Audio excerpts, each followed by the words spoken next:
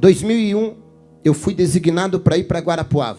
E quando eu cheguei em Guarapuava, o irmão Juvenílio cuidava da parte da limpeza da igreja. Fazia uma semana que eu estava como pastor, ele entrou no meu gabinete, no meu escritório, e falou: pastor, eu vim ver se o senhor vai permitir, com molho de chave, que eu continue com as chaves da igreja. Eu tenho todas as chaves dos escritórios, dos departamentos aqui, porque eu faço a limpeza da igreja. Aí eu falei: mas, irmão Juvenílio, quanto a igreja lhe paga por mês? A igreja estava enfrentando algumas dificuldades financeiras, para a gente ver se a igreja vai ter condições de continuar pagando. Ele olhou para mim e falou: pelo amor de Deus, pastor, não fale em dinheiro para mim. Eu falei: por quê? Ele falou: não, eu sou aposentado, pastor. Eu limpo a igreja, mas eu não cobro nada. Eu falei: sério, sério. E eu já tinha vindo de situações de processo, de gente que trabalha 15 dias para a igreja e quer ganhar 10 mil reais de processo. Eu falei: isso não vai dar bom, não.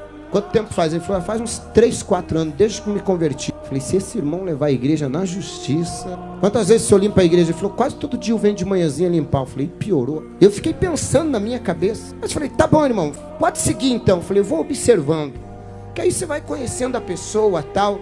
Aí, todo dia, 7 horas da manhã, ele tinha um Fiat Uno 147. Ele encostava o Fiat Uno dele lá e ia lá limpava a igreja. Eu vinha pro culto segunda, quarta e sexta. 8 horas da manhã eu chegava na igreja, o irmão Juvenílio olhava para mim, falava: pastor, agora eu posso ir, tá tudo limpinho. Ele entrava nos escritórios, limpava tudo, ia no altar, passava pano em tudo, deixava tudo limpo. E na época era banco de madeira, envernizado. Ele vinha, passava pano, limpava, deixava tudo limpinho. E aí ia para casa, voltava, resolvia os problemas dele pela manhã, voltava no culto da tarde. Eu fui tentando identificar se ele tinha algum perfil de amanhã ou depois levar a igreja na justiça. Eu nunca vi ele reclamando de nada. Eu falei: mas vou ficar atento. Até que um dia ele entrou no meu gabinete e falou assim: pastor, eu queria lhe pedir uma autorização. Eu falei: pois não. Ele falou: pastor, me perdoe, mas eu fiz de tudo para poder mudar um horário de consulta. E o médico não tem outro horário, só pode me atender 8 da manhã. Eu estou com alguns problemas de saúde e eu queria pedir se o senhor me libera de eu limpar a igreja esta quarta-feira. Só que se o senhor disser que não tem problema, eu remarco consulta de novo, espero, era pelo SUS, espero nem que demore 6 meses, mas eu não vou abrir mão de cuidar da igreja para uma consulta. Eu falei: irmão Juvenílio, quanto o senhor ganha para limpar a igreja? Ele falou: não, nada, pastor. Eu falei: irmão Juvenílio, o senhor não é um funcionário, o senhor não tem carteira assinada. O senhor não precisa nem justificar. É problema de saúde, vai cuidar da tua saúde. Eu falei: pastor, o senhor não vai ficar bravo comigo? Eu falei: meu Deus, esse irmão é diferenciado. Eu falei: tem gente que arruma, ganhando, arruma desculpa para não ir. Eu falei: esse irmão não está ganhando nada. Ele vem me pedir uma liberação, coisa que ele nem deveria pedir, não estava pagando nada. Mas ele veio. Eu falei: não, irmão Juvenílio. Ele falou: o senhor não vai ficar chateado, pastor? Eu falei: claro que não. Eu fiquei na minha cabeça, eu estou tentando descobrir o que esse homem tem que os outros não têm. Aí tá, ele foi, o que aconteceu? Deu certo? Ah, não, pastor, já estou tomando os remédios, estou melhor. Um dia, o irmão Juvenílio atrasou para chegar a limpar a igreja. Chegou, o culto começava às 9 da manhã, e ele deve ter chegado às 8, porque sempre que eu chegava, ele já estava saindo com a igreja limpa.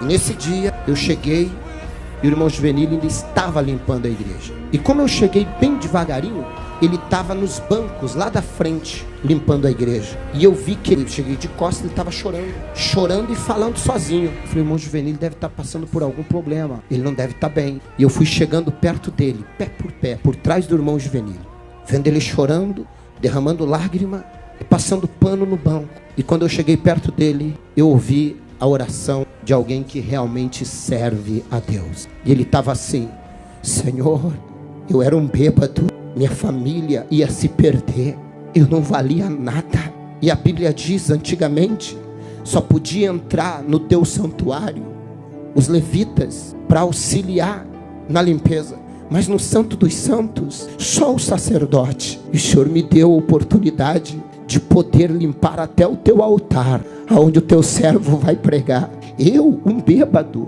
estaria morto se não fosse o Senhor.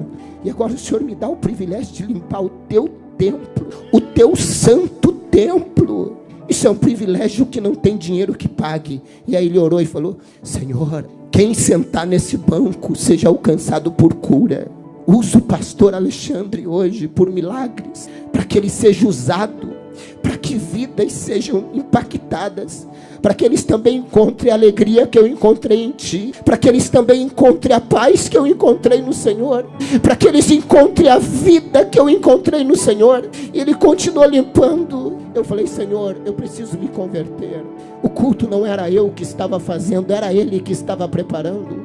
O culto era para Ele, era para o Senhor. Naquele dia eu senti que nada do que eu achava que eu era. Naquele dia eu vi alguém com uma conversão muito grande. Naquele dia saiu toda a preocupação minha com respeito: esse homem vai levar a igreja para a justiça, reivindicando direito. Ao contrário, esse homem se sentia o mais privilegiado de poder fazer qualquer coisa para o reino de Deus. E cada vez que eu acho que eu sou dono do altar, que eu sou o pastor, presidente da igreja, eu lembro dele, eu falo: eu não sou nada, eu só sou um privilegiado, que Ele me deu o privilégio de assumir o altar, para falar do amor dele, para pregar o evangelho. Isso é conversão, isso é servir a Deus com alegria, isso é reconhecimento de quem nós éramos e de quem nós somos. Gratidão, gratidão.